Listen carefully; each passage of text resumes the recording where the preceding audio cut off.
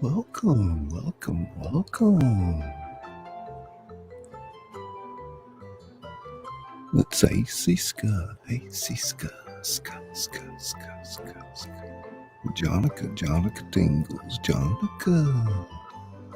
And it's TWP, popcorn tingles. Kim Maple syrup.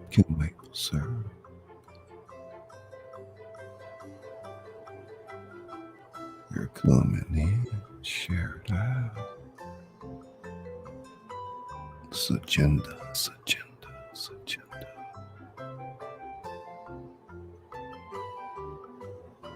Naughty Nikki. Ska. Naughty Nikki.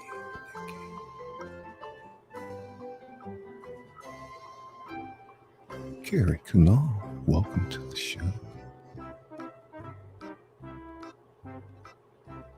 Easy Street with Jen. There he is, my broska, Paul Ostis.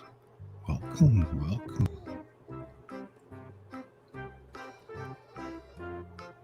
Gene tingles.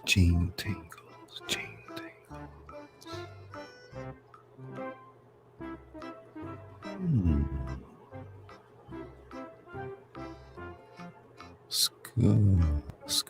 Life's a dance. That's right. Life's a dance. PPR. We got a special one playing tonight.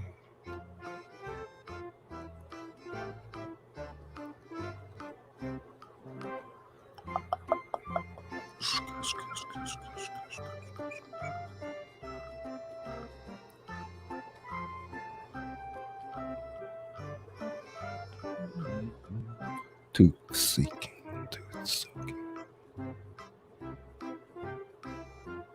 Spicy tingles.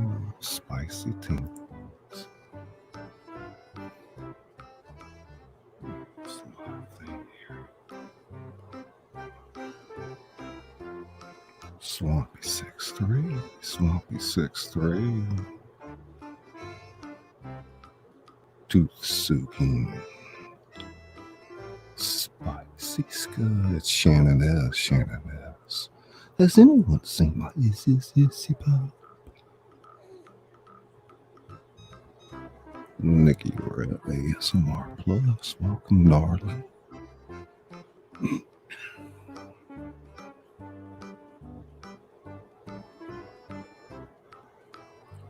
Professional paranormal research. Brain tingles beginning.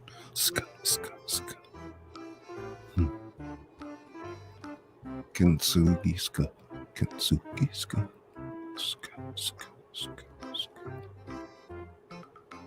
We're going down nostalgia lane tonight. Bubbles, butterfly. Butterfly tingles. Bubbles, butterfly. Judas Cradle. Spicy disaster. You're in a discussion. They're coming in, share it out.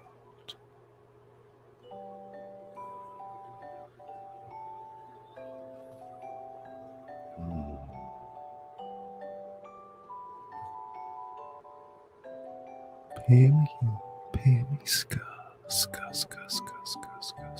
Pammy, ska. Easy Street with a chin.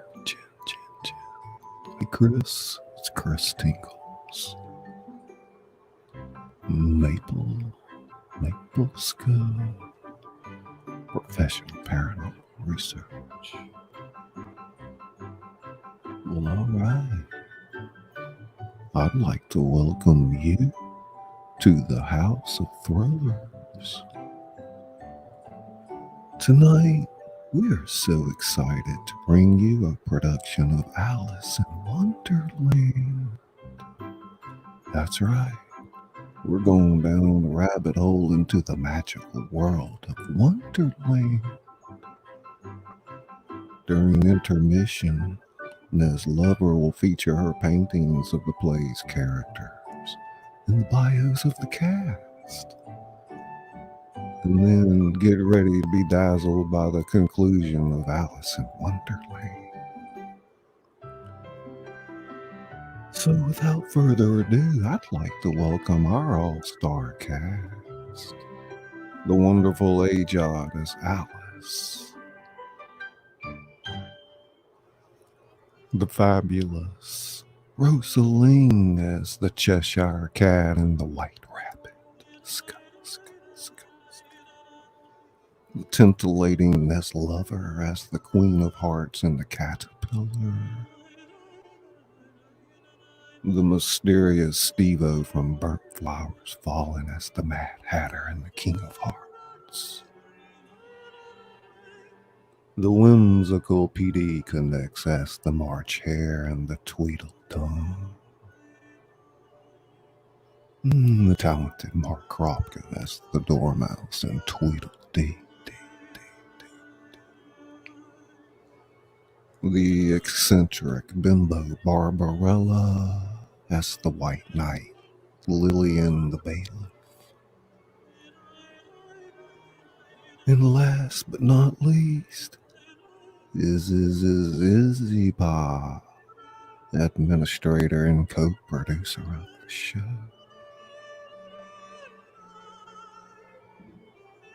So buckle your seatbelts. It's quite the ride. And we'll see you on the other side. Scene 1. The scene starts off with the Cheshire Cat coming on stage with a big smile on his face. We have here tonight, you're going on a journey into the magical world of Wonderland. I am the Cheshire Cat, and I will be your guide tonight as we explore the land of enchantment. Now, if you've been here before and know the story, relax, experience the tale of what you never know. Yeah, forget mischievous smile, sparkly eyes will shine in pack as we journey deep into the moon. The cat opens the door to reveal Alice. She walks out onto the middle stage and the cat walks into it and disappears. Voices are heard off stage of Alice's dad, mom, sister, and friend. Alice, why can't you listen to us when you're told, young lady? Alice, please, you're making us very sad. You think of no one but yourself. You cannot expect us to take this sitting down. We are your mother and father, and we want what's best for you. No, you don't. All you want to do is put me in your little bubble of priorities. It's boring and no fun at all. Sister, why can't we ever get along? I know I'm the eldest, but I do love you. Why can't you see that? You don't love me. You and your high society tastes are always too good for me. No, not at all. Well then, you shouldn't talk. See, Alice, we're all trying to have fun, and you always ruin the constant fussiness. We don't know it all. That's because you don't know enough. I have improved your silly game. I grow tired of playing with you. You're so obsessed with the things that make no sense at all. Stop daydreaming all the time. It's unhealthy, Alice. Nonsense is far better than anything you've been telling me. I can daydream if I want to. You can't just go throughout your life playing games of fantasy and grandeur. You make time at no time at all for those who care deeply for you. You need to grow up. I don't want to grow up. Grown-ups are so dull. You have no fun at all. To us, just because doesn't mean you can demean your own sibling. I am prettier than you. You just can't admit it. Stop it! I don't want to play with you, Alice. You're horrid. And you all are a bunch of fuddy-duddies. You're a stubborn... Such stubborn girl, Alice. I'm not stubborn. You all are. Oh, Dinah, it's awful dreadful. They'll never understand me. Oh, you wicked, wicked little thing. Really, we really ought to have taught you better manners. That's all I hear from my parents. They never talk about what I want. And my sister is no help either. She always wants me to be just like her. I'm nothing like her. She constantly is bombarding me with all her talks on proper etiquette. And then there are my so-called friends. It's not my fault I know so much and so little. I know so much about things that nobody else cares for. Well, I care for them, even if I have to care for them all by myself. Oh, I wish there was a way I could escape from all this. No more manners, no more rules, and no more sense. Wait! Yes, that's it, Dinah. If I had a world of my own, everything would be nonsense. Nothing would be what it is because everything would be what it isn't. And contrast, whatever it would be, it wouldn't be. And whatever it wouldn't be, it'd be. Don't you see, Dinah? Well, if only there was such a place existed.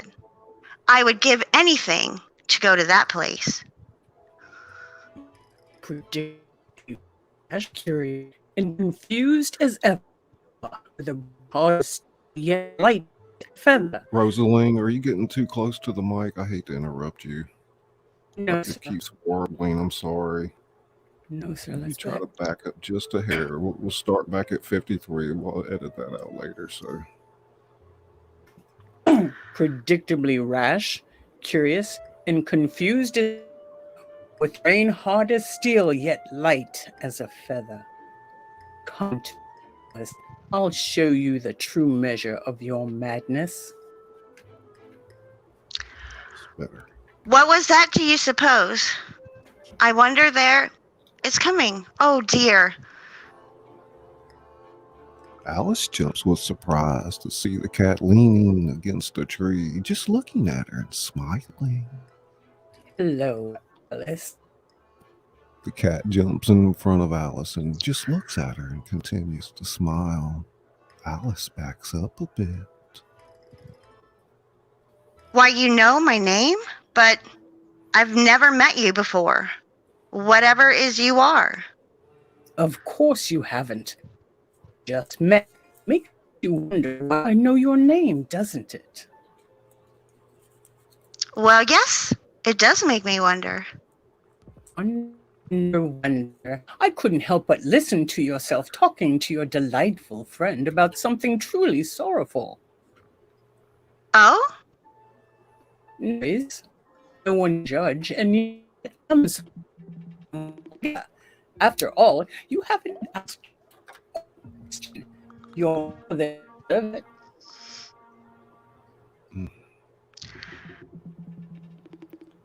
Are you a cat? Sure, cat, my dear. But you hate yourself. Now let's not dwindle on such boring topics. Let's talk about you. That is what you like, isn't it? Well, I were to tell you, I'd help with your problem. what do you mean? Can exactly what you want. An escape from every where everyone does nothing but pester you and tell you what to do. That sound wonderful?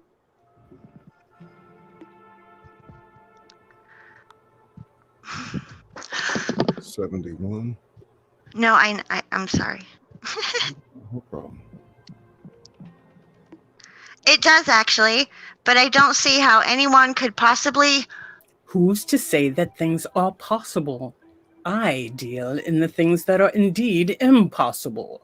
I'm not one for giving things out for free. A free sample merely shows you the possibility of utter disappointment.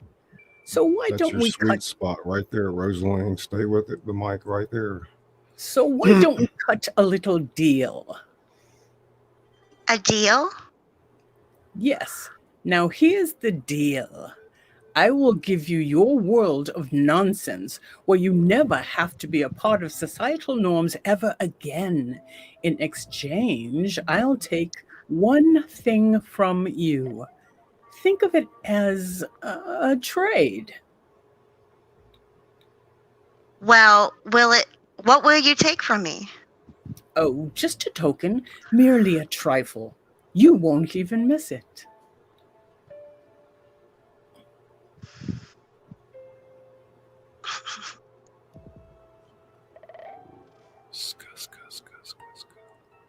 Dang it, what number? Line 77. 77. Thank you. Oh, well, as long as it's nothing important, like my hair or my shoes or even my fancy dresses. A girl like me always needs to make a good appearance. I need those things, you know. One cannot possibly live without those necessities. I understand. Have we got a deal? 79. No, my phone keeps... I don't see how you can do anything, but I've never seen a cat that can smile, so it may be possible. Nothing's impossible, Alice. Now listen, this is important. In a few moments, a right rabbit will appear in a hurry. Follow it. Don't you mean white rabbit? What are you talking about? What rabbit? Oh, never mind. Just be on the lookout for that right rabbit and follow it urgently. You'll know it when you see it. It's wearing a waistcoat. Ta-ta, Alice. I'm sure we'll meet again soon. Remember, never to look back, always or look forward back. What dread. The cat walks away from Alice, not turning his head until he's off stage. So strange. I didn't know cats could smile, nor did I think there would be white rabbits with waistcoats. Oh, excuse me, right rabbits. Suddenly, from the other side of the stage, the cat, disguised as the white rabbit, runs around the stage for a bit, looking frantically at his watch now and again. Oh, goodness. Whiskers. I'm late. A waistcoat and a watch. Most curious. No, Dine. Stay here. I'll be back shortly. I hope Mr. Rabbit... Wait! Where are you going? The white rabbit speeds past Alice in a flash and makes his way to the other side of the stage. No, I'm overdue. I'm really due. No. Oh,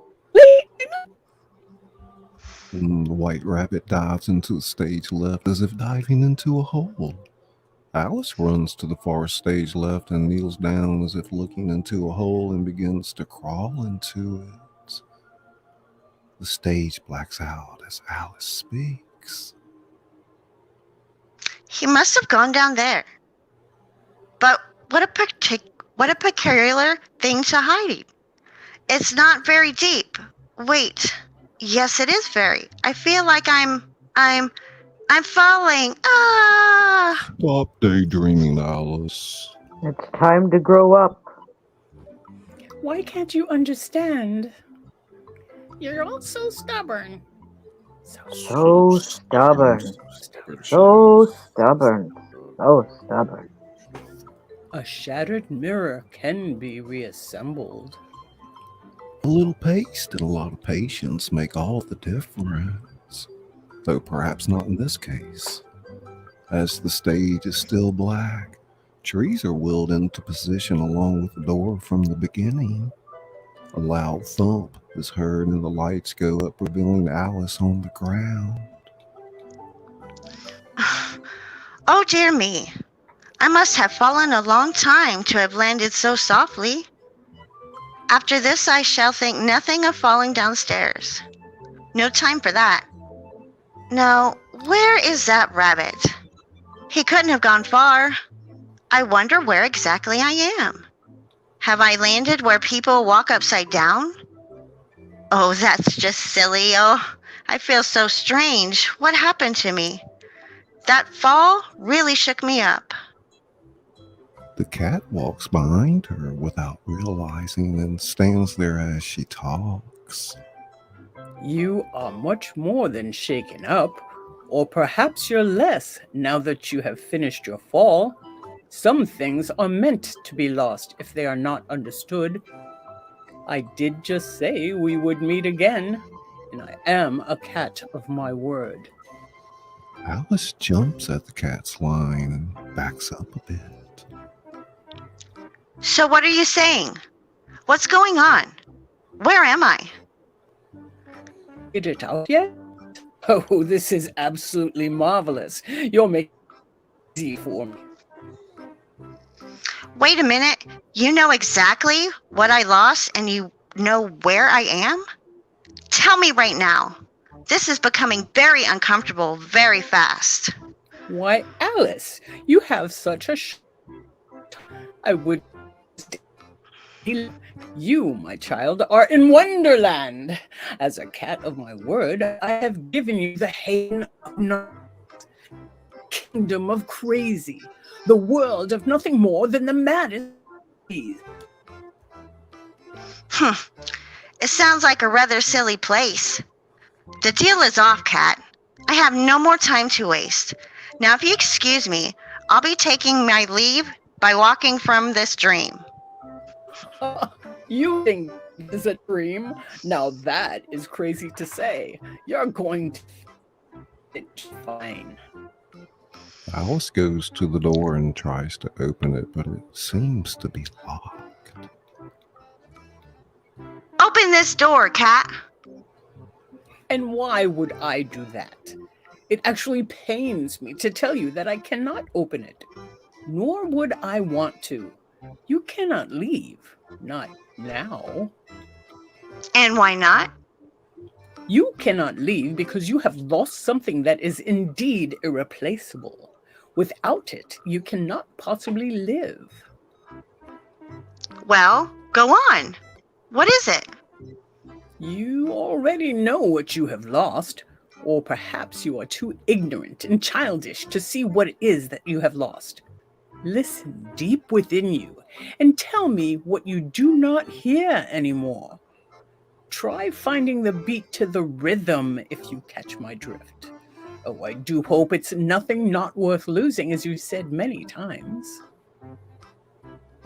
My heart. I can't feel my heart beat. Not. What did you do? Don't you remember our deal? I got what I wanted from you the moment you fell into that rabbit hole. And now this world is made because of your sacrifice. Love is now nothing but a stranger to you. Not that it mattered much to you anyways. I bet it feels so liberating to know that you have no need to feel love. So sit back and relax. You have what you wanted, and so do I. The train is coming with its shiny cars, comfy seats and wheels of stars. So hush, my little one, have no fear. The man in the moon is the engineer. No, this isn't... You better tell me where my heart is right now. Oh, no. I can't do that. That isn't how deals work, Alice. You're nothing but a cheeky cat. I want my heart back now. Why? Because, well, I don't know. That's why. Now give it back. Well, since you asked so politely, how badly do you want it back? I'll pull that smile right off your face if you don't tell me. The cat stands and ponders a bit just to get Alice more riled up, with her demanding for her heart back. Tell you what? How about a little A game? What kind of game? This world of yours is your game field. Somewhere deep within it, I have hidden what if you find precious to you, I'll let you go home. But if you cannot find it and the provide, then you have to stay here forever. And how much time do I have? I think I'll keep that information to myself, just to keep you on edge. But why? You're being so unfair. In here, there's no such thing as fair. Not in this world. There's no sense here. You learn that. It might accept my terms. Why do you try with me, please? All right, fine. I'll play your odious game, only because I want to go home. You want to? Now hurry along through that door. Your precious treasure. People, only a few find a way, and some don't even recognize it when they do. Some don't ever want to. Let your need be your behavior. Suppress your instinct to lead and pursue the rabbit. The cat walks through the door himself and proceeds to transform into the rabbit again. Alice appears on stage again from the opposite side of the cat. Scene 3. Oh, this is useless. I have absolutely no idea where to go or where to look. And that cat, oh, that cat. I'll give him a good kick if I see him again. I'm late! The rabbit! Oh, Mr. Rabbit, wait! Drat, I'll never catch him at this rate. Alice runs around to the other side of the stage. The cat is TweedleDum and TweedleDee is standing on stage perfectly still behind her.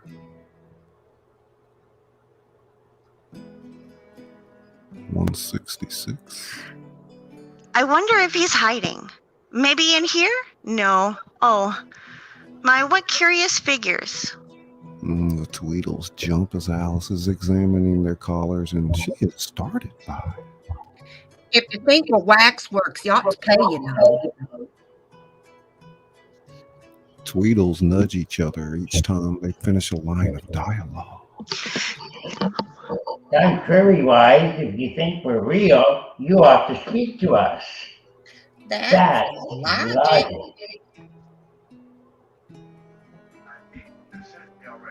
176. I'm very sorry, but TweedleDum begins to recite with TweedleDee as if Alice had not spoken at all. TweedleDum and TweedleDee agreed to have a battle. TweedleDum and TweedleDee had spoiled his nice new rabbit. I really don't understand, but I must. Just then flew down a monstrous crow, as black as tar barrel, which frightened both the heroes so. They quite forgot their quarrel. That's quite a little story for a couple of siblings, I guess. I know what you're talking about, but it isn't no how. Contrary-wise, if it was so, it might be. And if it were so, it would be. But if it isn't, it ain't. That's logic. Well, if that's all, I must go now. You're beginning backwards. The first thing in a visit is to say, The Tweedles way. wagging Alice's arms wildly around and hop around her a little bit as they do their little number.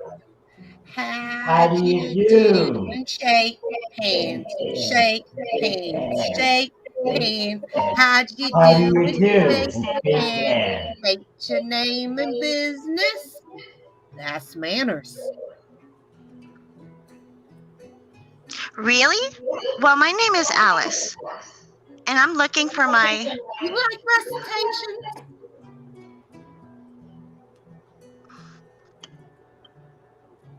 Well, yes, I do, but What shall I repeat to her? How about the walrus and the carpenter? That's a good one. Perfect. But wait, I don't want. Sit down now.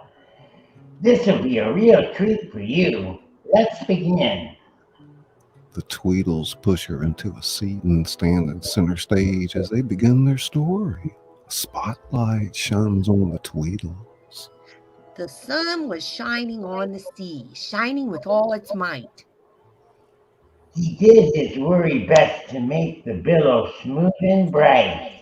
And this was odd because it was The middle of the night. night. The walrus and the carpenter were walking close at hand. They wept like anything to see such qualities of sand. If this were only cleared away, they said, it surely will be grand. For Mrs. Walrus, the carpenter said, my mind begins to perk. We'll sweep this clear in half the year if you don't mind doing the work. The time has come, the walrus said, to talk of other things. Of shoes and ships and sealing wax and cabbages and kings. And why the sea is boiling hot and where the pigs have wings. Calloo, Calais, no work today with the cabbages and kings.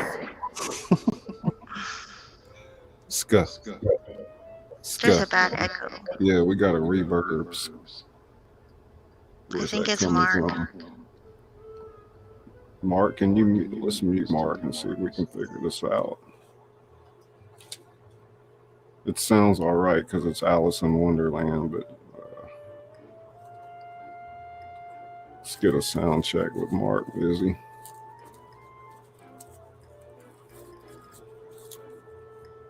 Check. Check. Check. Check. Check. Okay, it is Mark. Izzy, are you there? I'm not sure where Izzy is. Yeah, I'm here. Check. I just have Check. to. It's Mark's. There's Okay, something what do we playing in need? the background. Check. I can't do anything when it's that. Check. Yeah, it's definitely coming from Mark. Something Well, Mark, on we'll in the just mute. background. Mark, we'll just mute you when you're not speaking. Then, so let Izzy control that if you don't mind, or me. All right. Yeah. Okay. Team. The Tweedles act as if a group of oysters are coming on their feet. The Tweedles act as if a group of oysters are coming to their feet. Oh, oysters, come and walk with us, the walrus did beseech. A pleasant walk, a pleasant talk along the briny beach. We cannot do with more than 4 to give us a hand to each. But Mother Oyster winked her eye and shook her heavy head, meaning to say she did not choose to leave the oyster bed. The 4 young oysters hurried up, all eager for the treat. Their coats were brushed, their faces washed, their shoes were clean and neat. And this was odd because, you know,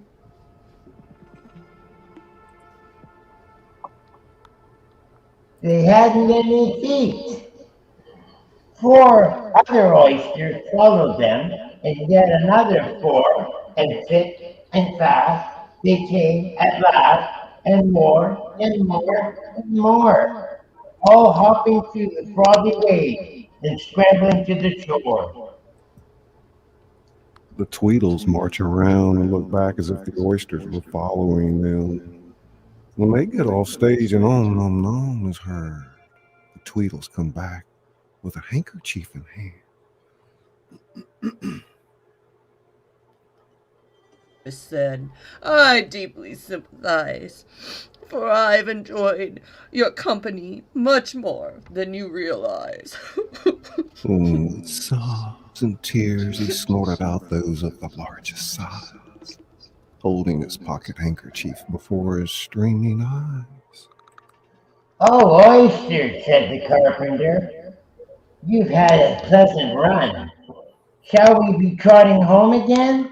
But an answer there came none, and there was scarcely odd, because They'd eaten. Everyone. The end. That was a very sad story. But I like the walrus best because, you see, he was a little sorry for the poor oysters. He ate more than... Oh, then I like the carpenter best.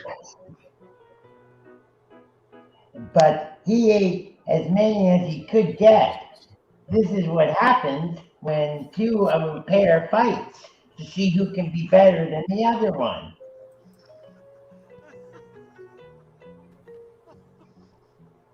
Did you know that I'm the best, brother?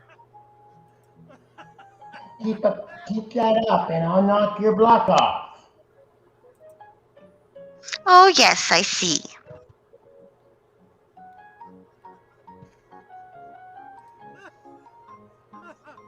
PD 238, muted. Would you like another one? Oh, no, I couldn't ask for... You are old Father William. First verse. You are old Father William, the young man said, and your hair has become very white. And yet you incessantly stand on your head. Do you think at your age it is right? Son, I'd do it again, and again, and again, and again. What 2 fighting siblings or friends don't know is that not one is right and not one is wrong. Turns out that they are both rather stupid to start fighting in the first place. The stage trees move around again. Scene 4. Marianne! Oh, Marianne! Drat! Where is that girl? Marianne! The rabbit! Oh, Mr. Rabbit! I need your help. Could you please? The white rabbit is looking around while Alice is talking. Once he sees her, he stomps over to her very crossly. Why, Marianne! What are you doing out here? Marianne? The rabbit starts shoving her to the other side of the stage in a hurry. Just stand there. No. Get my gloves. But I need you to tell me. My gloves at once.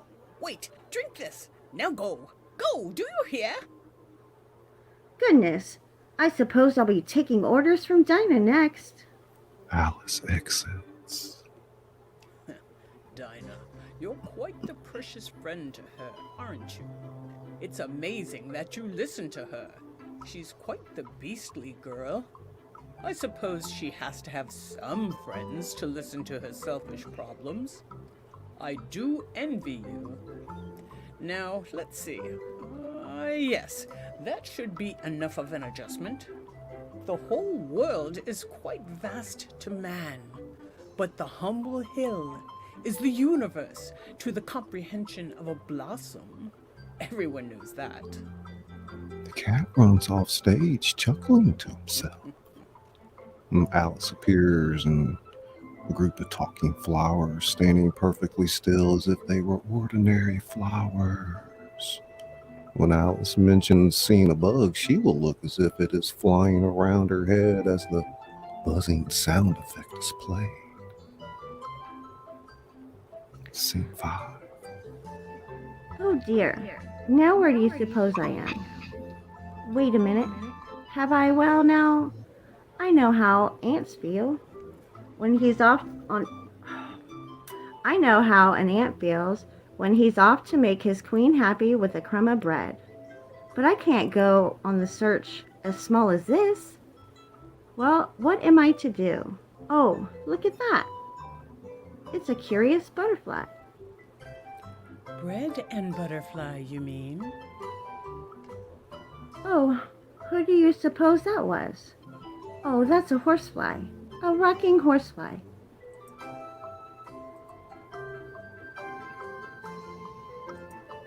Naturally.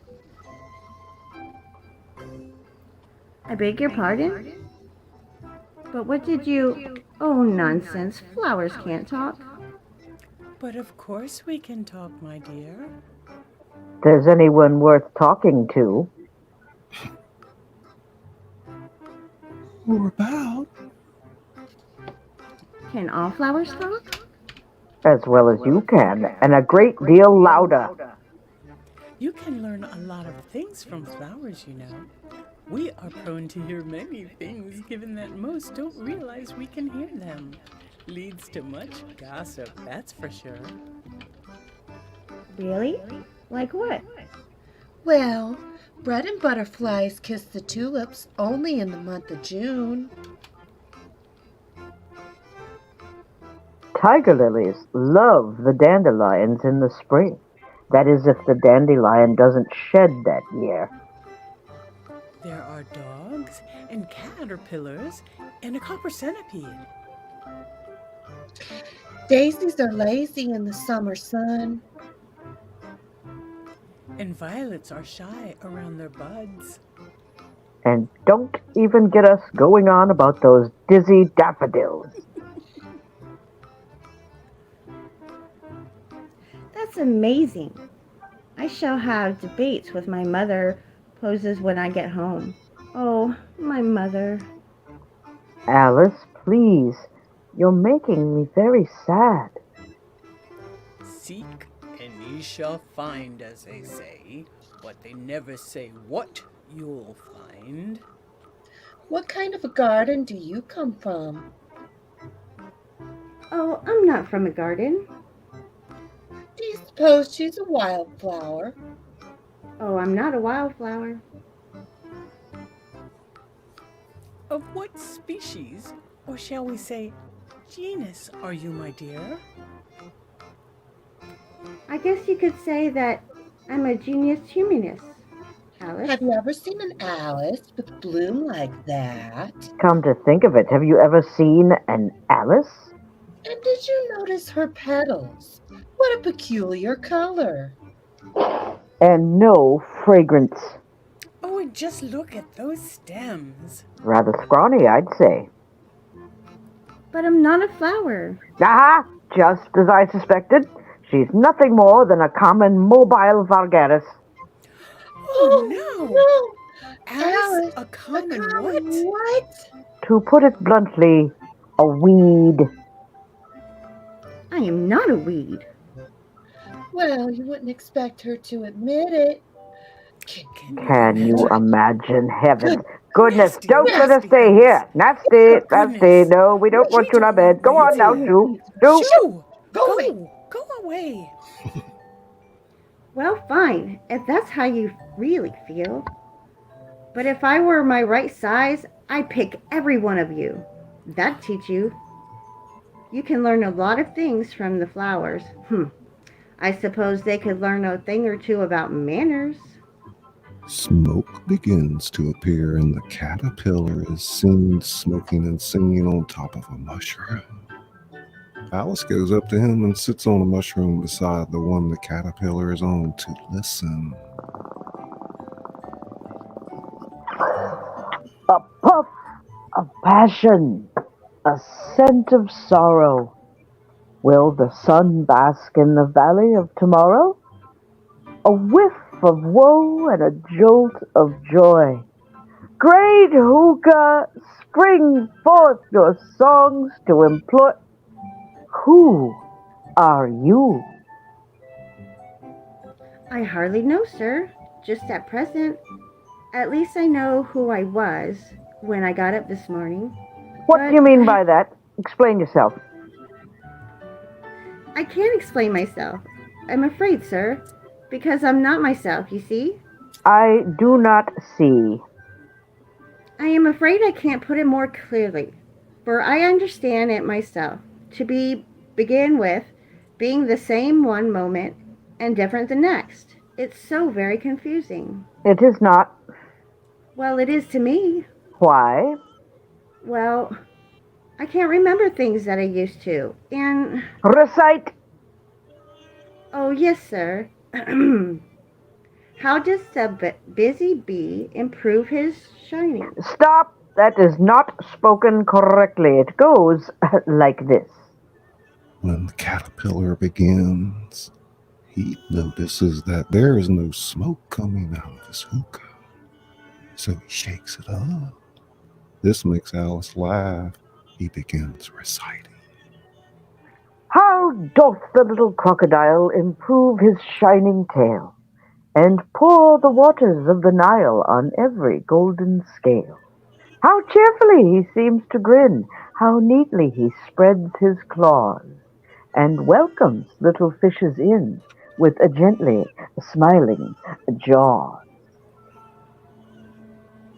Well, I must say, I've never heard it said like that before. I know, I've improved it. Well, if you ask me. You? Who are you? I told you, I don't. Oh, forget it. I'm done with this. You, girl, wait. Come back. I have something important to say. Alice comes back in a huff to hear what the caterpillar has to say. Well? Keep your temper. Is that all? No. Exactly what is your problem?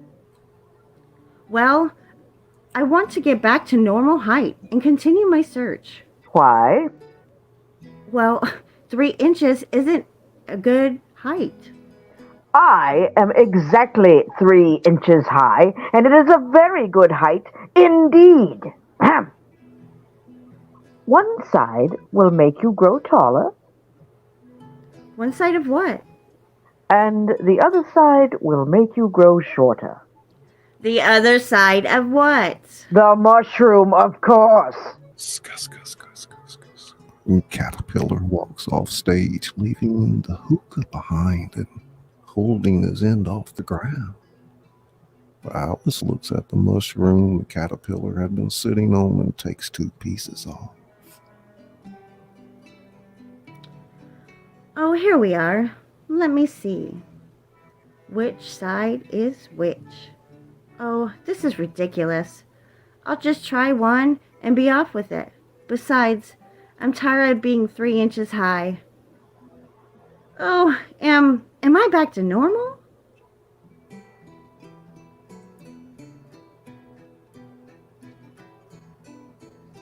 I find Cheshire. that I find that highly doubtful. At this rate, I shall forget what normal is. This pain I've been feeling, is this what it is like to have no heart?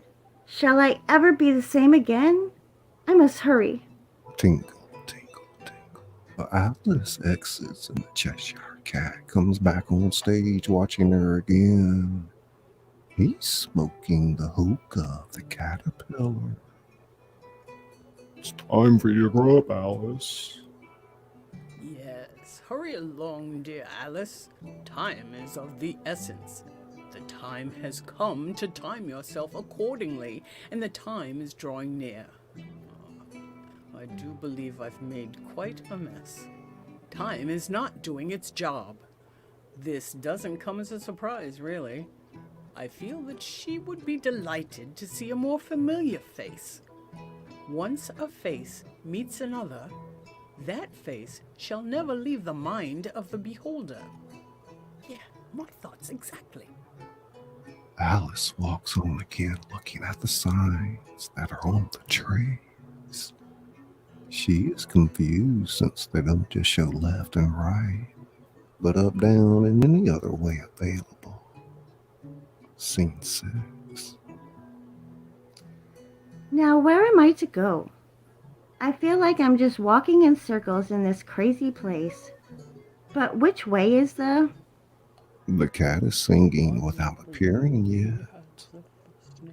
Alice can hear him and begins to be very intent in finding where he's hiding.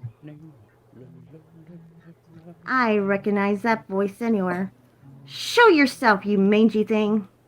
The cat appears behind her and taps her on the shoulder. This makes her jump and turn sharply to him. Lose something? Lose something? That's something you are referring to. Something you stole from me. If you were in my world, you would be charged indefinitely for theft. You wouldn't be able to charge me. You wouldn't have the heart to do so. Besides, I never get involved in politics.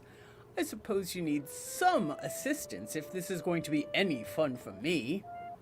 You may know a lot, but as you must already know, I sure don't need a weather vane to tell where the wind blows. How about a little hint? I won't tell you where your precious treasure is. Well, then you are no help to me. I can find it on my own. However, I will give you a direction on where to go to get out of this wooden glen, maybe. Since knowing where you're going is preferable to being lost. Ask and... Fine, tell me. Not until you ask politely first. All right, Chester Cat. Would you please tell me which way I ought to go from here? Well, that depends a good deal on where you want to get to. I don't much care where. And it really doesn't matter which way you go. Well, as long as I can get somewhere. You're sure to do that if you walk far enough. You're enjoying this way too much. Oh, by the way, if you'd really like to know, he went that way. Who did? The right wabbit. He did? He did what? Go that way. Who did? The white rabbit. What rabbit? But didn't you just say... Oh, never mind. You can go now. I'm already very much on edge, as of late. No thanks to you. Perfect. When you're not on edge, you're taking up too much space. Never let someone drive you mad. It's nearby anyways, and the walk is good for you. Beastly thing. However, if I were looking for a white rabbit, I'd ask the Mad Hatter. He lives that way. A Mad Hatter? Oh, no. I don't think I would want to. Oh, there's also the March Hare in that direction. Oh, then I'll go visit with him then. Goodbye. Of course, he's mad too. But I don't want to go among mad people. Oh, you can't help that. We're all mad here. You may have noticed that I'm not all there myself. And you're mad too, you know. What a rude thing to say. Good thing you're calling the kettle black. It's almost time for tea at the March Hare's residence. And how exactly am I mad? You must be, or you wouldn't have come here. You made me come here. Actually, I didn't. You came here of your own free will. You didn't have to follow that rabbit, and you didn't have to fall into that hole. All right, fine. And how do you know we're mad minus what I've already gathered from your despicable character? Well, when a dog growls, he's angry. And when he wags his tail, he is happy. I growl when I'm happy, and I wag my tail when I'm angry. Therefore, I'm mad. I believe that's called purring, not growling. Call it what you like. Now, I do believe you should be going to visit the March Hare, correct? Well, I suppose I must. I will win this game of yours. Just you watch. Oh, believe me, I will be. Alice is about to walk off, but the cat stops her. Oh, but before you go, I have a question. How do you run from what's inside your head? What are you talking about? I haven't the foggiest idea of what that means. I thought so. Off you go now. Alice leaves for the March Hare's house. The cat stays and leans against one of the trees and pulls out the heart and is surprised to see that it's no longer black but now gray. Indeed. Where to run, how to run, why to run. Well, this wasn't supposed to happen. And I had been so careful, too.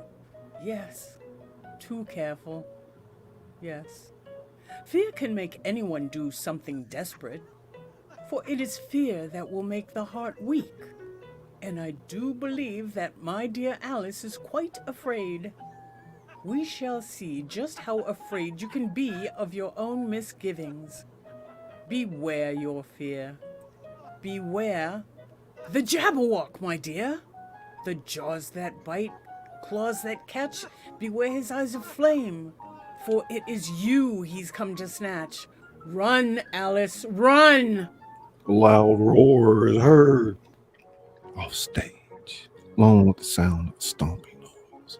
Everything fades to black. Scene 7. The lights come on to reveal the Mad Hatter, the March Hare, and the Dormouse having a tea party, singing a very merry unbirthday. And Alice enters as they are singing and stops to listen before approaching them. Wake up, Dormy. It's time for the tea party. But it's in the middle of my daily 23-hour nap. I should probably make it 24 now. Come, let's begin. Around and round we fly. Bring on the tea and cakes and pie. Earl Grey and jasmine, too. For it's a merry unbirthday to you. So pour the cups and serve the wine. For today's the day that we shall dine. Oolong, chamomile, and herbal brew. Let's have a merry unbirthday to you. And the Hare and the Hatter begin chatting with themselves. Their elbows are on the sleeping Dormouse. It must be very uncomfortable for the Dormouse. Only as it sleeps, I suppose it doesn't mind. The Hatter and the Hare hear Alice and turn swiftly to her and then start clamoring and running around to the front of the table to block her. No vacancy, No vacancy. But I thought there was plenty of room. But it doesn't matter. I haven't the time for... Hare grabs Alice and sits her down at the head of the table. Ah, but it's very rude to sit down when not being invited. I'll say it's rude. It's very rude indeed. Very, very rude indeed. But if there's no room for me, then I must... Have some wine. But I don't see any wine. There isn't any. It's not very civilized to offer some if there isn't any. It's not very civilized to sit when not being invited. I'll say it's not civilized. It's very not civilized indeed. You must have a cup of tea. Ah, yes, indeed. You must have a cup of tea. But I'm interrupting your birthday party. I really must be... Birthday? My child, this is not a birthday party. Of course not. It's an unbirthday party. Unbirthday? What is that? Well, you see now, 30 days except on a birthday. If you have a birthday, she doesn't know what a birthday is. You don't? Well, let me illuminate this query. Now, statistics prove if you have one birthday. That's right, just one birthday every year. Ah, but there are 364 unbirthdays. This is exactly why we're here to cheer. Oh, that makes absolutely no sense. The Hatter pulls out a pocket watch from his hat, shakes it and dips it in his tea. Speaking of which, what day is it? Excuse Speaking me? of which, what day is it? Excuse me? What day is it? The 4th. Ah, 2 days slow. This clock's 2 days slow. 2 days slow? 2 days slow? But why would a watch tell you what day it is instead of time? Why not? Does your watch tell you what year it is? No, but... Butter! Butter! Of course it needs some butter! And the Hare grabs a plate of butter, passes it to Alice, who passes it to the Hatter. He begins spreading it on his watch. Butter? But wait! You'll get crumbs all over it. Ah, it's the very best butter. There we go. Now, what else? Tea? Oh, tea. I forgot about tea. Oh, Earl Grey. Good year. But that's going to... Yeah. Jam, jam. Yes, jam. Very good. Not strawberry, please. Wait, you mustn't do that. Sugar? Ah, two spoons, please. Mustard? And the Hatter takes the mustard, but during his line, he stops and puts the mustard away and grabs a slice of lemon and squeezes it on the watch. Mustard. Yes, but mustard? Let's not be silly. Lemon, that's different. There, that should do it. And the Hatter holds the watch in his hands, but then he starts to shake violently as if the watch was going crazy. I know. Oh, no. Oh, no, look at that. My goodness, oh, dear, it's gone mad. The tea was too strong. It might have been the jam, but it might have been butter. Mad watch! Mad watch! Mad watch! There's only one way to stop a mad watch. And the March Hare takes out a mallet and smashes the watch on the table. It's 2 days slow, that's what it is. The Hatter tosses the watch to Alice. She looks at the broken thing as very annoyed. Well, great. Now that the watch is ruined, now as much as I have loved this neglect for manners and any care for trinkets that keep time, I must... Clean cup, move down, move down. The Mad Hatter grabs Alice's hand and runs around the table. The March Hare follows close behind. They end up right back in their original spots. The Dormouse stays asleep in his same chair.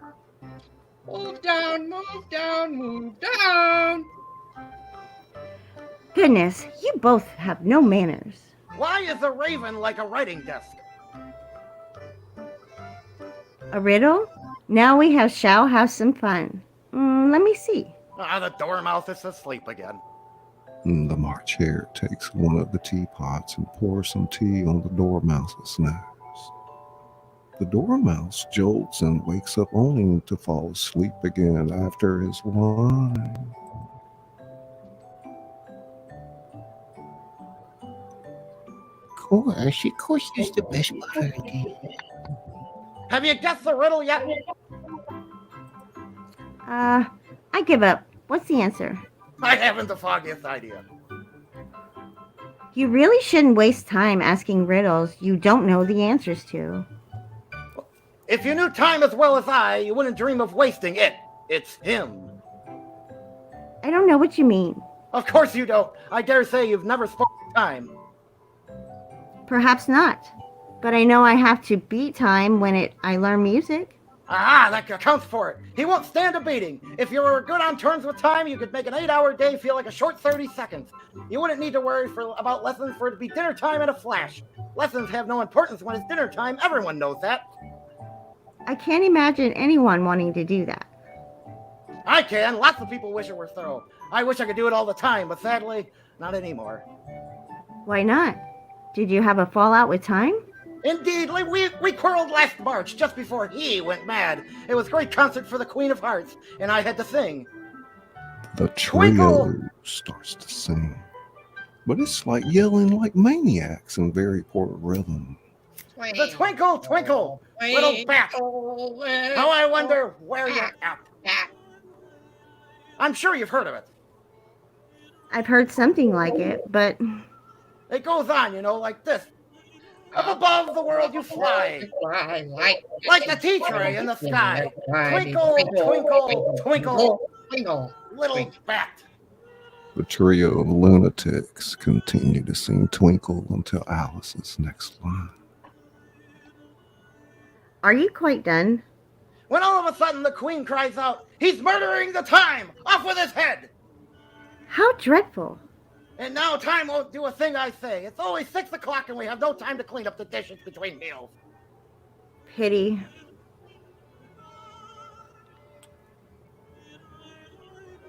You make no time for Alice for people who care deeply for you. I have an excellent idea. Let's change the subject. I vote for the lady who should tell us a story. Oh, sure. I know a lot of wonderful stories, don't I? Oh, no. I feel as if I'm losing more and more as time goes by. It is going by, and I'm drifting, floating. Oh, this pain. I can't seem to get rid of it. As she's saying her last line, the cat, disguised as the Hatter, looks into the heart again without her seeing him do so, since she's very lost in thought. He then puts it away to resume his role as the Hatter. Steps to enlightenment brighten the way, but the steps are steep. Take them one at a time. Well, if you can't make polite conversation with a story, then the Dormouse shall. Wake up! Wake up, Dormouse! Dormouse! The two pinch the Dormouse on both his arms and he springs awake. Uh-oh. I get the run. Oh, 583 is quite right. I was going to remark that myself. Tell us the story, Dormouse. And be quick about it, otherwise you may fall asleep again. Oh, yes. Quite right. I was going to remark that myself. Tell us the story, Dormouse. Once upon a time, there were 3 sisters whose names were Elsie, Laissez, and Tilly. And they lived at the bottom of a well. What did they live on? They lived on treacle. They couldn't have done that. They would have gotten ill. So they were very, very ill. The Hatter jumps in Alice's face with a teapot and a cup. Alice leans back a bit. Would you like some more tea? I hadn't had any, so I can't possibly take more. Ah, you mean you can't take less? That's right, you can always take more than nothing. So these 3 sisters were learning to draw. What did they draw? Treacle. They also drew things that began with the letter M. Why with the letter M? Why not? They drew things such as mouse traps, the moon, muchness, I'm sure you've seen much of muchness, such as a drawing of muchness. Haven't you? Now you ask me? I don't think. Then you shouldn't talk! And as the Hatter says his line, the sound of her family is heard along with him. Alice pauses before saying her next line to process what she's heard. We are your mother and father, No, and we won't will take not take this sitting down. That's it. I've had enough with you lunatics. I'm leaving. As Alice is leaving, the Mad Hatter and the March Hare begin placing a teapot on the Dormouse's head, laughing like maniacs. Intermission.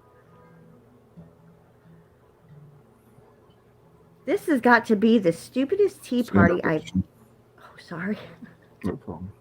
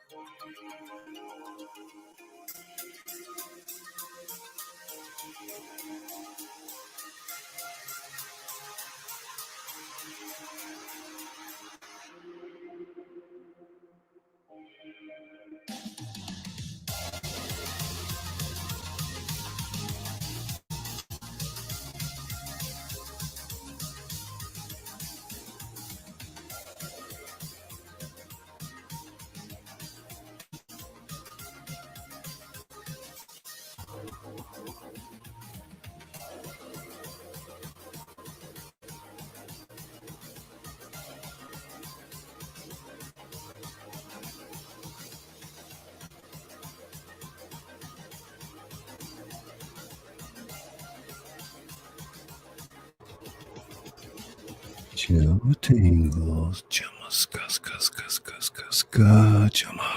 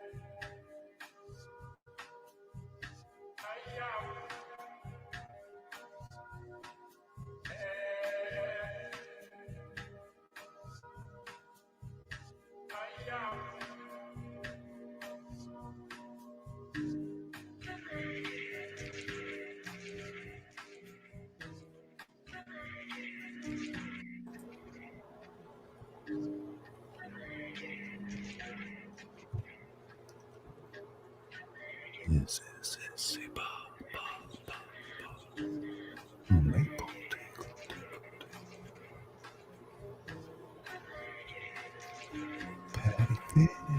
patty fish, fish.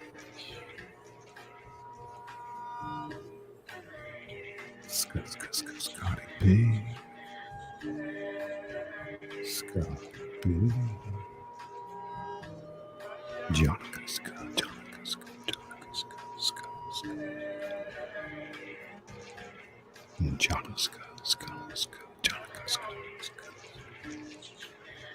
AC tingles, AC tingles.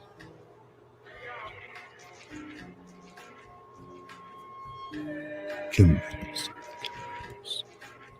sweet as sugar, sweet as sugar.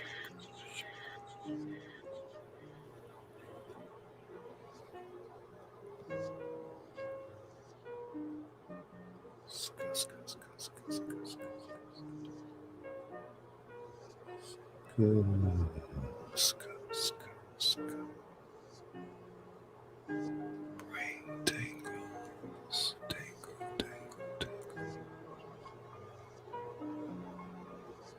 AC, hey, darling.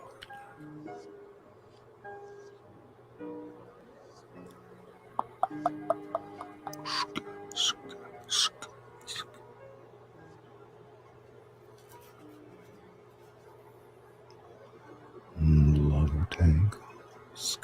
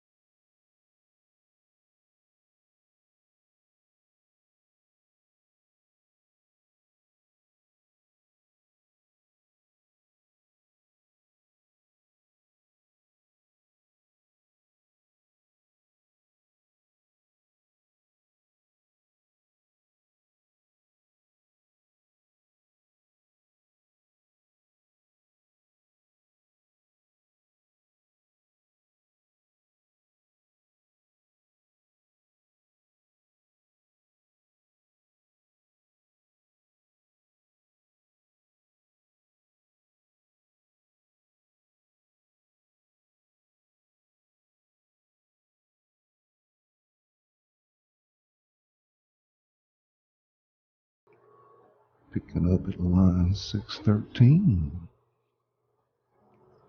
Coming in, sharing out. Brain tingles begin.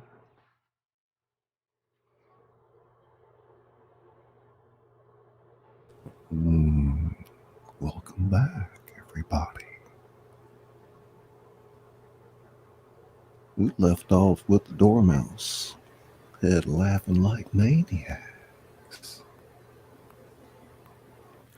Scuff, scuff, scuff, scuff, scuff.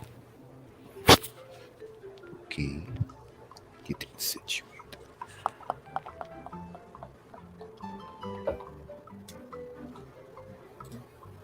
Alright, line 612. Alice is leaving. The Mad Hatter and the March Hare begin placing a teapot on the Dormouse's head, laughing like maniacs. This has got to be the stupidest tea party I've ever been to in my life. Merry unbirthday to us! To us! And the scene is now very dark as Alice continues her search. The sounds of different creatures can be heard, including the sound of the Jabberwock. Scene 8.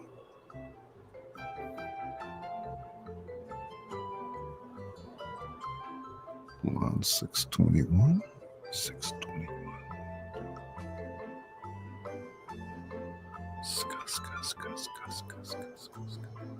Line 621.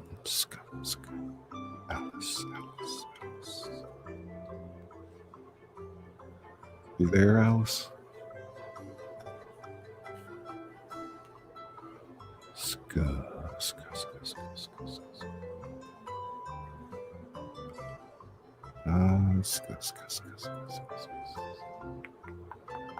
Tingle, tingle, tingle, tingle, tingle. Relax, relax, relax. Line 621.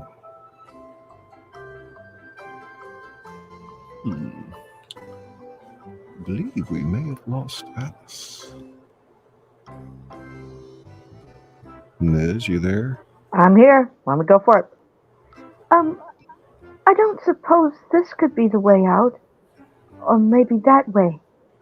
That noise. It's following me. No, I must calm down. Oh, it's useless. I'm lost again. This is awful. What if I never find my... What was I looking for again? No, I can't even remember what I was doing in this place. And what if I never get out? Shall I never see my family again? Oh, that noise! What is it? And why am I so intent on running from my family again? Oh, it sounds so nasty. Well, I guess I may have been a little nasty as well to my family. Maybe I only wanted my own way and never stopped to reason. Maybe they were just trying to advise me on what the right thing to do is. But I give myself good advice all the time. Things like, if you hold a red-hot poker for too long, you'll surely get burnt. Or if you cut yourself with a knife deep enough, you'll bleed. And especially if you drink from a bottle marked poison, it is almost certain to disagree with you sooner or later. Even if I gave myself all the advice in the world, I'd very seldom follow it. I guess that's how I always get into trouble. I'm here because I wanted to be. Well, you got what you wanted, didn't you, Alice? I want to see my family again, don't I? I can't even remember what they look like. It's that horrid cat's fault. No, I can't give in now. Pull yourself together, Alice. There'll be no crying. Shame on you. Confront what frightens or offends you. Reckless or insulting talk should never go unchallenged. Alice wipes the tears out of her eyes. The White Knight rides on stage on a stick horse and constantly falls off it. He's wearing a helmet when he calls to Alice.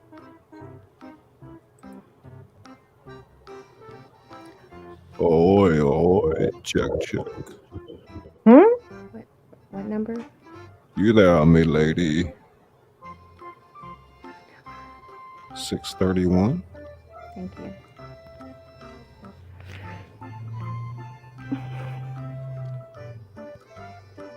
You there, me lady? 631?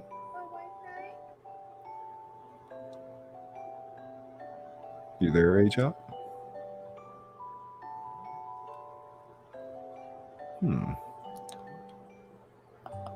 Agent,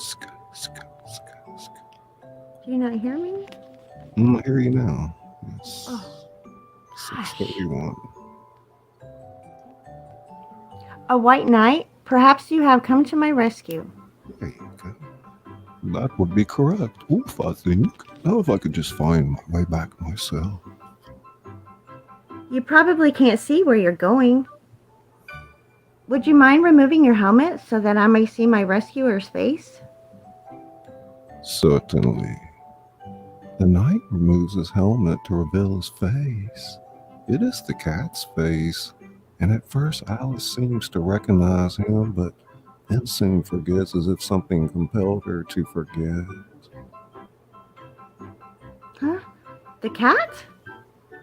Well, oh, I think I'm maybe a cat. Well, I may have been one when I had my milk at the morning brunch. Did I have lunch today? I swear it's as if I can't remember the morning routine. For what day is it anyways, the 5th or the 4th?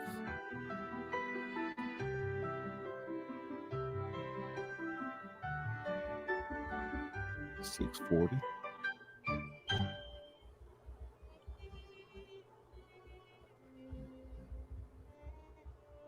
Alice, 6:40.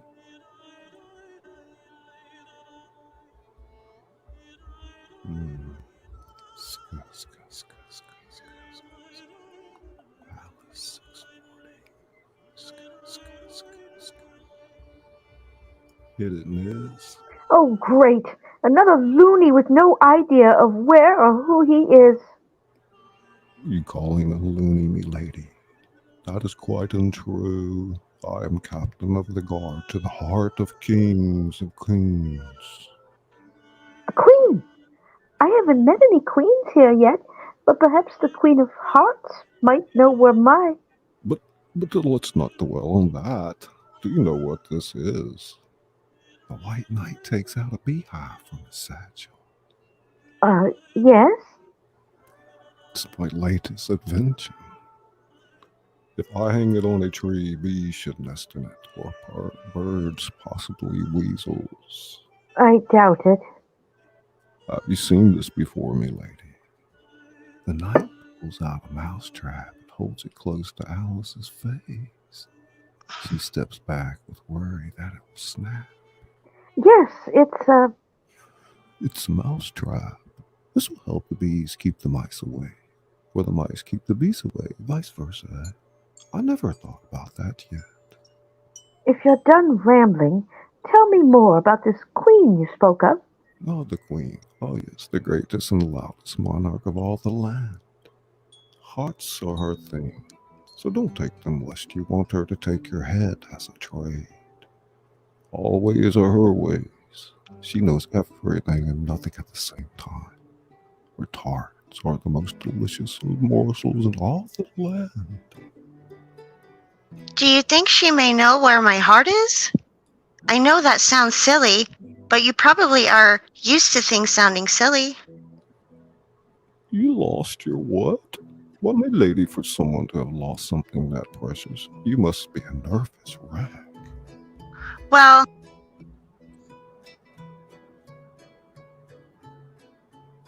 The sound of the Jabberwocky can be heard faintly. Alice is startled by it. Always talk of things that make no sense, Alice. Oh goodness, me lady, we must be on our way. The Queen's croquet match is almost about to begin, and you must be in attendance at once. I shall lead you out of the woods and into the Queen's garden. You're on your way afterwards.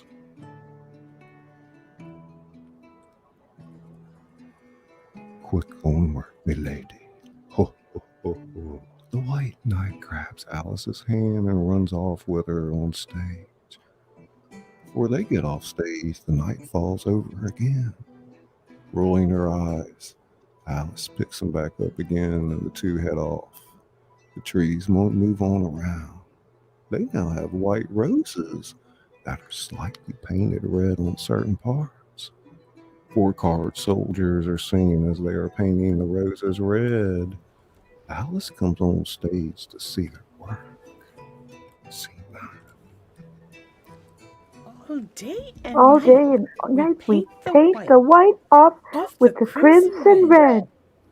We cannot sleep. Eat. But many tears were shed. Yet we know. They'll never grow. At least that's what we said.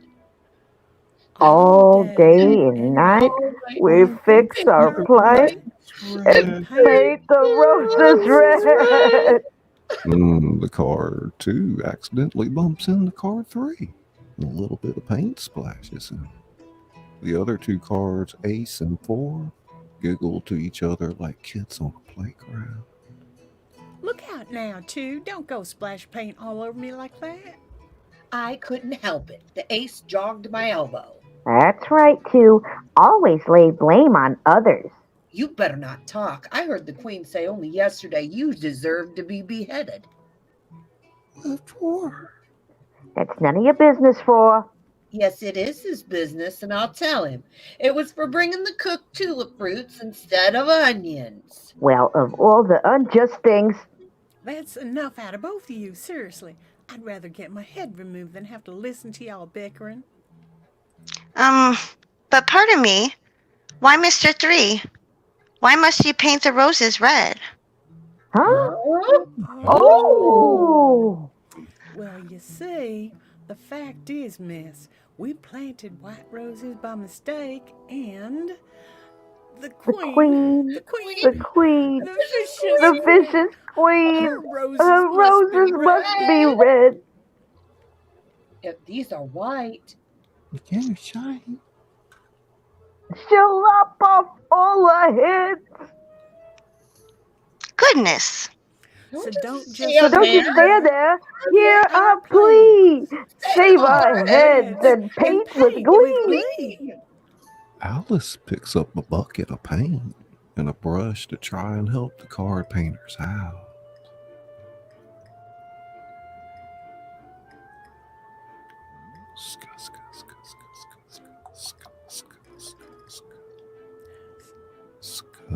Dear, just let me help you out. From bush to bush Again. and hedge to hedge, our brushes swiftly flow from white to red. that's what we said. These roses are sure to go. So So hurry on and quickly now. No dreamings in your head. We must not dilly. Or dally today. We're painting the roses red. We're painting the roses red. Trumpet sounds, and the 4 painters go running in all different directions in panic. The queen for the queen. The queen! A line of card soldiers march to the front of the stage in a synchronized fashion. They march for a bit, then circle around the back of the stage, standing at attention when the next line's called out by one of the captain's voice. The painters and Alice lay on the ground in reverence. Alt, sound off.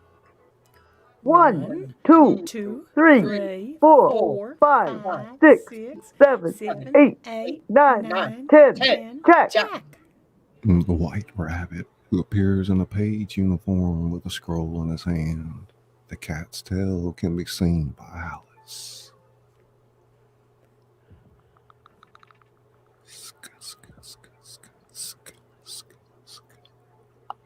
Alice, 728.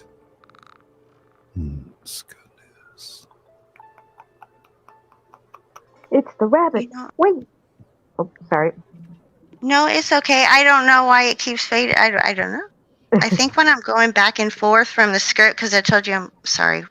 I know. One phone. 728. Yeah. It's the rabbit. Wait, was that his tail? I just saw. No, it couldn't be. Her Imperial Highness, her Excellency, her Grace, her Royal Majesty, the Queen of Hearts. One of the beauties of live theater. Hey, we're human, after all. And all the cards cheer loudly as the queen appears. The king nudges the rabbit and points to himself. Smaller cheers heard. Yay. The queen then walks over to the painted roses sinisterly and then turns to the cards we're painting. Who's been painting my roses red? Who's been painting my roses red? Come clean right now. I'll show you how. I'll take your stupid head. Someone must dread what I've said for painting the whole of the royal flower bed. Well? Oh no, Your Majesty, please. It's all her fault. Not me, Your Grace. Stace. You? No, two. The deuce, you say? Not me, the three. That's enough. Off with the heads. The soldiers cheer as the four painters are carried off stage by a couple of the card soldiers. Off with the heads. Off with their heads. Off with the heads. Off with their Silence! The heads. Silence! The soldiers jump at the queen's line and huddle up around each other in fear. They get out of the way for the queen and king to see Alice.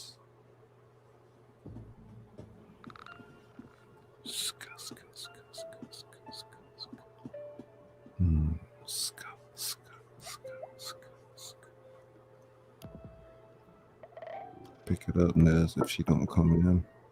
Oh, please, Your Majesty. They were just trying to... And who is this?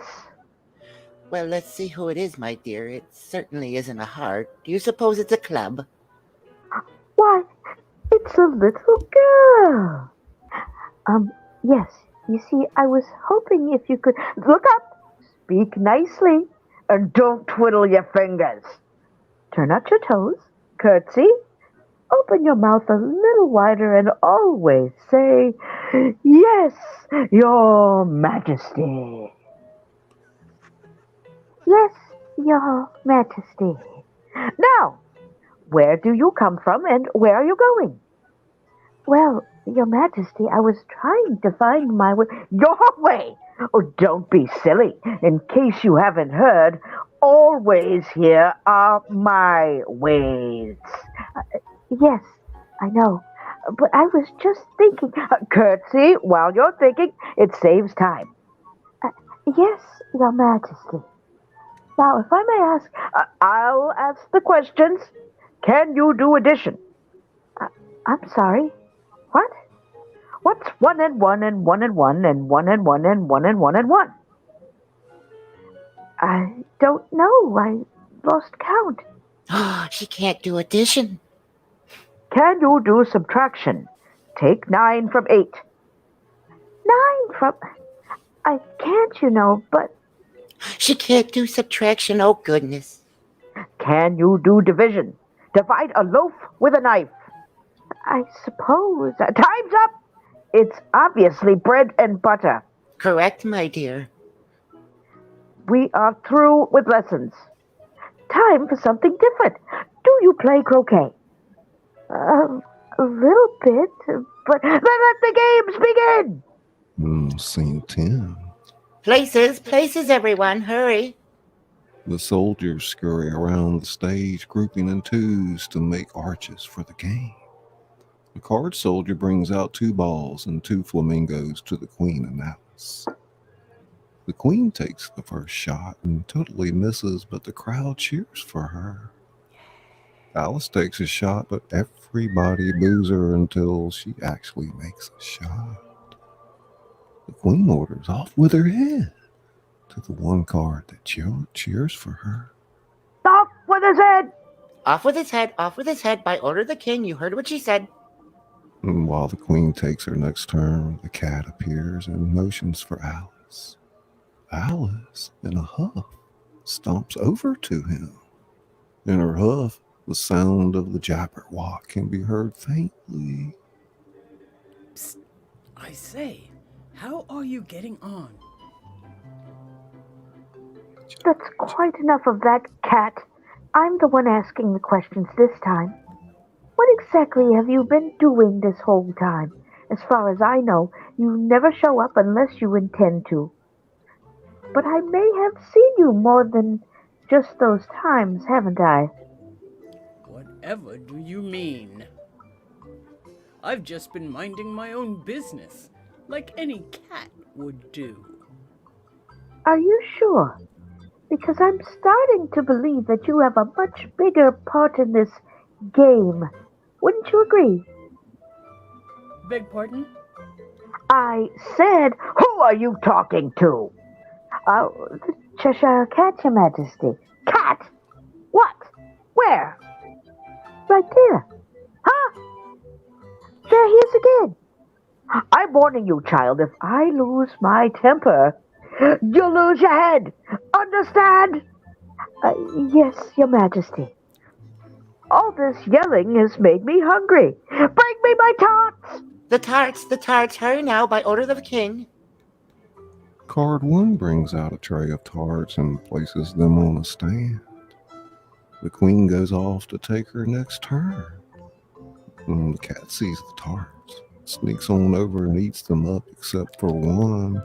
He goes back to Alice again. You know, we could make her really angry. Shall we try? Wait. Did you? You didn't. The tarts, someone's stolen the tarts. What? Who dares take my delicious tarts, The queen starts sniffing like a dog. She soon approaches Alice and the cat. As the queen's closing in on the cat and Alice, the cat places the tart in Alice's hands and disappears during his next line. Hungry? Here you are. Bye. Wait! No, I didn't. Aha! Oh, hello, Your Majesty. Someone's head's going to roll for this. Yours! Oh no! Please, I didn't. Off with up! Wait, consider, my dear. Shouldn't she have a trial first? Trial? Just a small trial, Oh, very well. Let the trial commence! The card soldiers move the trees off stage, bring in a raised platform with 2 chairs for the king and queen. Alice is moved to the side in a chair for the guilty party. The other card soldiers stand on one side of the stage and act as a jury. The bailiff makes his way in a powdered wig towards the king's side of the platform. Scene 11, PD, the bailiff. Your Royal Majesty, members of the jury, loyal subjects, and the king. The prisoner at the bar is charged with thievery of the Queen's delicious tarts, thereby willfully starving, tormenting, and otherwise annoying our beloved. Don't mind all that. Get to the part where I lose my temper. Thereby causing the Queen to lose her temper. Now then, are you ready for your sentence? Sentence? But there needs to be a verdict first. Sentence first, verdict afterwards. That's not the way. Always are. Your ways, Your Majesty. Thank you. Off with up! Consider, my dear, we've called no witnesses. Couldn't we hear maybe 1 or 2? Oh, very well. But get on with it. First witness, first witness. The Tweedle brothers. The cat disguises himself as the Tweedles quickly, proceeds to the witness stand. Alice sees the process of the cat disappearing and the Tweedles appearing. She seems very suspicious. And what do you know about this dreadful occurrence? When the Tweedles answer, we hear the dialogue of Alice's sister. This acts as a memory to Alice. What they actually say is nothing. Sister, why can't we ever get along? I know I'm the eldest, but I do love you. Why can't you see that?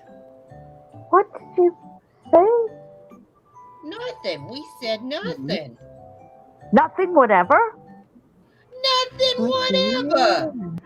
That's very important. Jury, write that down. Very unimportant, Your Majesty means. Silence! Next witnesses. The Mad Hatter, March, Hare, and the Dormouse. The Tweedles run off the stage and the cat transforms again into the Mad Hatter and accompanies the Hare and Dormouse. The cat's tail is visible to Alice again. Wait a minute. There's that tail again. Did he... Off with your hat! Oh my goodness, please, I'm a poor man. Oh, very sleepy. And I'm not sure what I'm supposed to be. What do you know about this? Again, when the Hatter speaks, we hear the dialogue of Alice's mother and father as another memory. You think of no one but yourself. You cannot expect us to take this sitting down. We are your mother and father, and we want what's best for you. Why couldn't you listen when you were spoken to, young lady? There it is again. Hold on a minute. Silence! What?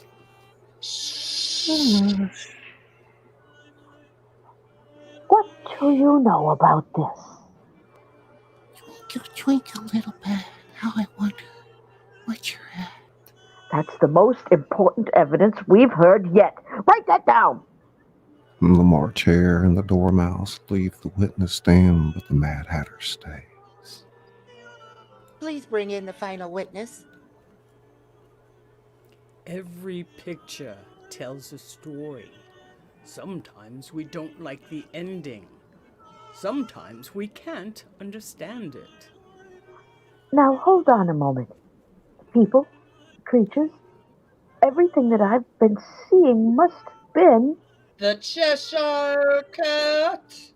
The cat takes off his Mad Hatter guise and presents himself to the court. Alice, so appalled at the trickery she has gone through, leaves the bar to confront the cat at the witness stand.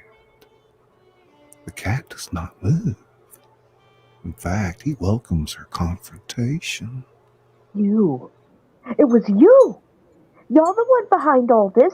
The people, the world, everything has been nothing but your cheeky tricks. It took you that long to figure that out. You are more stupid than I thought. But it doesn't matter. Your time is up. We made a deal, Alice. And believe me, you'll find my commitment to a deal to be almost disturbing. Oh, no, it can't be. The Jabberwocky's roar is heard faintly, but not too faint. You look nervous, afraid even. Are you quite all right? Or maybe you've now come to realize that you can run from strangers. You can run from beasts and nasty things. But the one thing that you cannot run from is yourself. That thing you've been hearing is none other than what you have become. All your fears, all your doubts, all of your ignorance and attitude. That is what lies within that darkness. The Jabberwock is you. No, it can't be. I'm admits that it. monster? She admits it. Guilty. Guilty! Yes, the prisoner's guilty. Off with a... Shut up, you fat, pompous, bad-tempered old tyrant. Everyone. Oh, The Jabberwocky roars at its loudest. Alice clasped her hands on her mouth, horrified at what she had just said in a fit of anger. What did you just call me? Well, she simply said that you're a fat, pompous, bad-tempered old tyrant. Off with her head! Scene 12. Stage goes black. Sounds can be heard of a chase ensuing and the queen yelling, "Don't let her get away! Off with her head!" Cards then start cheering quietly, off with her head, over and over again. Stage lights up to see Alice coming on to where the cat is. She is out of breath for a moment during the cat's line. Leaving so soon, Alice? Too bad you don't have this. That is it, isn't it? You are correct, but it doesn't matter. You have lost.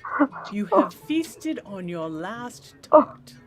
Now it is time to pay. No, I couldn't have lost. No.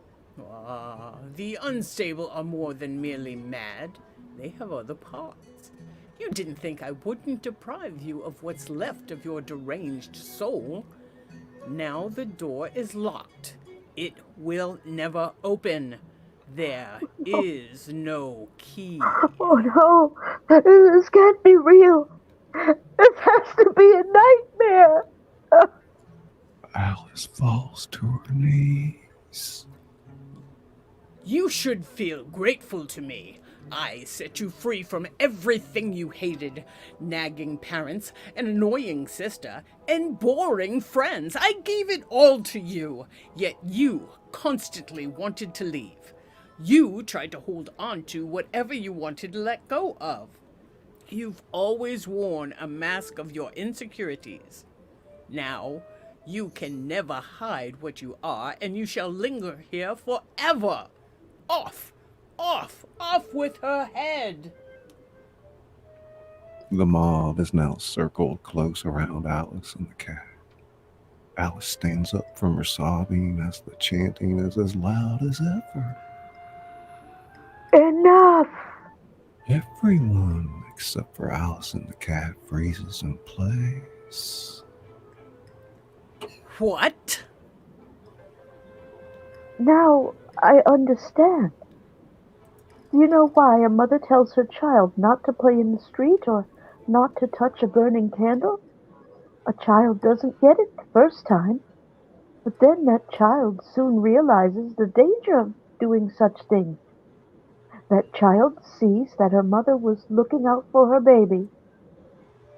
I am that foolish child, aren't I? And now I know that it wasn't my heart that I was looking for. It was my love. My love for my family and friends. That beast you sent after me wasn't really there. And yet it was. I was running from something. It was my fear of myself. I was my own monster, like you said. But not anymore. I've seen the error of my ways. I've seen the many tears that I've made my mother shed. I feel so horrid to put my parents through such anguish. My heart was always with me. It was my love for those that I truly care about that you took from me. I need those feelings back because I need them to help me grow. They are my precious treasures, each of them are. May I please have that which belongs to me? Alice reaches out her hand to the cat. The cat, with much reluctance, places the heart in her hands. Hands empty.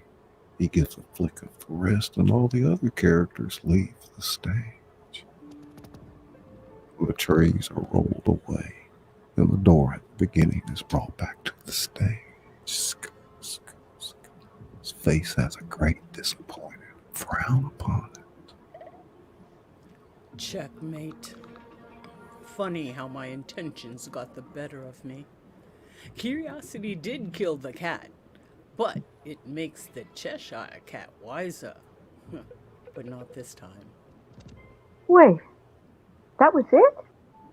All I had to do was... I did say repeatedly that you needed to ask politely, didn't I? I suppose it's for the best. Now, get out. The door will now open. Feel free to drop by... Oh, wait.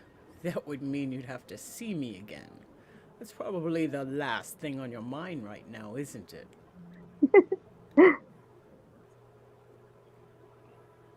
Alice giggles, steps to the door. Cat sits down on the center stage to mope. Alice walks back to the cat for some final words. You know, it may have been a very distressing journey, and you had no intention of letting me go, but thanks to you, I was able to realize how much of a fool I've been to my loved ones. So, thank you. Alice pets the cat like a normal cat. Oh, it was my pleasure. And Alice is about to go through the door, but the cat speaks to make her stop for a moment. You could stay. I had a lot of fun with you, and I get dreadfully lonely. Thanks, but that is an invitation I shall have to decline. Sorry. Thought so. Well, you'd better run along then. I don't want to keep your loved ones waiting. What? No riddle to ask me before I leave? I always thought you had a knack for that. No, I'm all out of riddles. But I will leave you with this.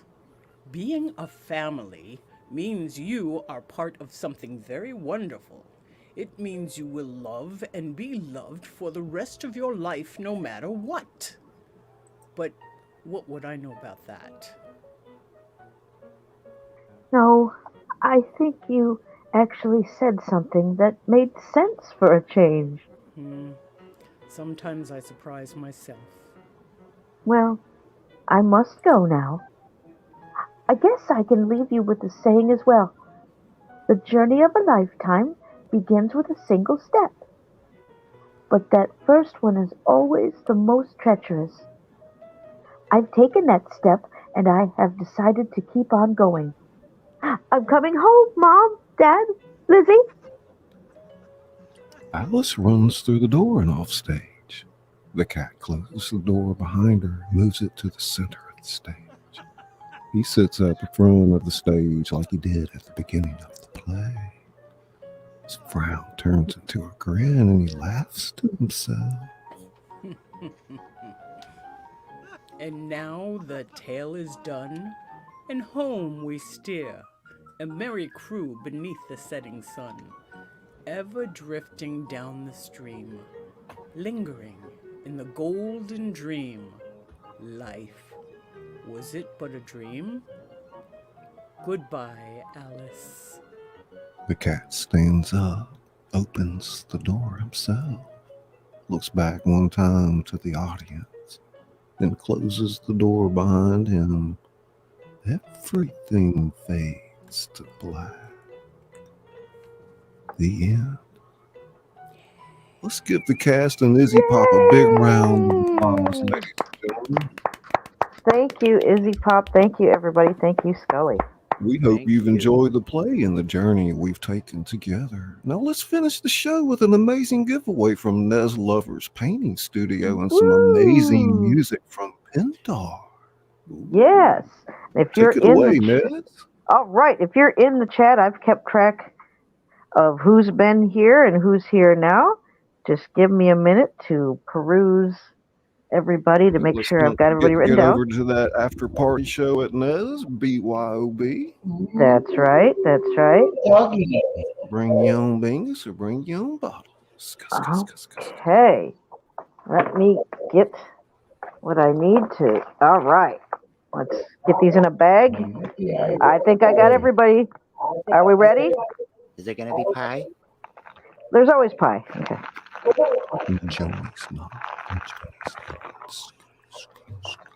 All right. I'm drawing the name out. One drawing, one winner.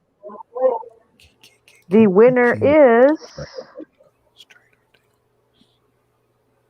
Naughty Nikki B. Naughty Nikki B. You are the winner. Hey, congratulations to Naughty Nikki B. Whoop, whoop. Naughty Nikki B, congratulations. Here's my email. I'm going to put it in the chat. Get a hold of me when you've decided which piece of Nez artwork. Make sure to check those links down in the description for all these wonderful characters. They all have great channels themselves, and this was like a really wonderful collaboration. And I want to thank you. We're going to go ahead and end the show with a wonderful thank you for joining us on this wonderful journey and through Wonderland. And we couldn't have done it without you. So with that being said, we've got a special artist for you. It's the wonderful and talented Pendarr from Pendarr's Music. So let's end the show with a bang, courtesy of Pendarr. Enjoy the music and have a great rest of your night. And we'll see you over at Nez's for the after party. I wanted to say bravo to everyone. I listened to it. It was wonderful. And if you hear any squealing in the back, it's my parrot because he refuses to go to sleep. But I'm happy to sing the I'm so ending excited song to have you for the close night. the show. Here we Take it go. away, darling.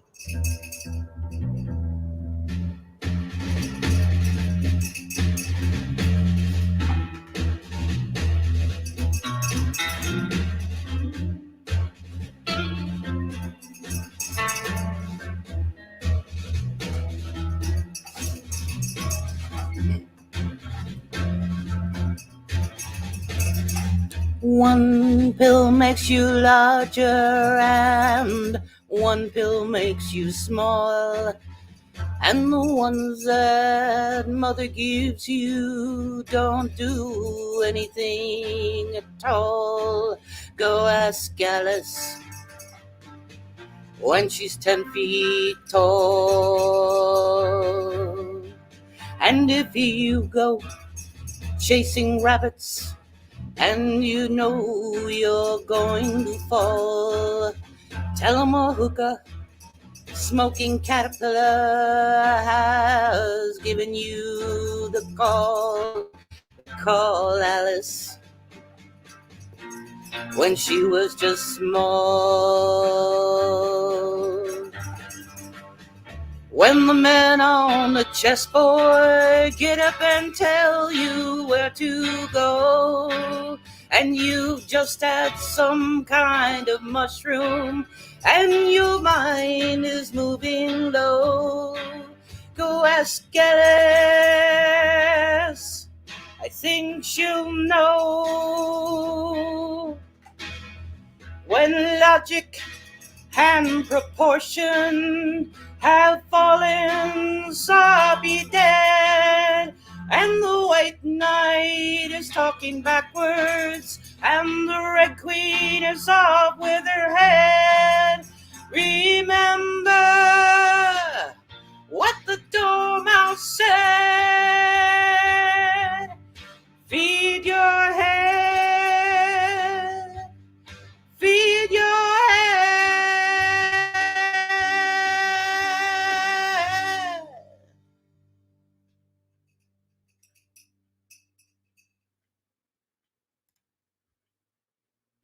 And with that, thank you, everyone. Have a good night. Thank you. Good night. Thank you, Pendarr. Thank you.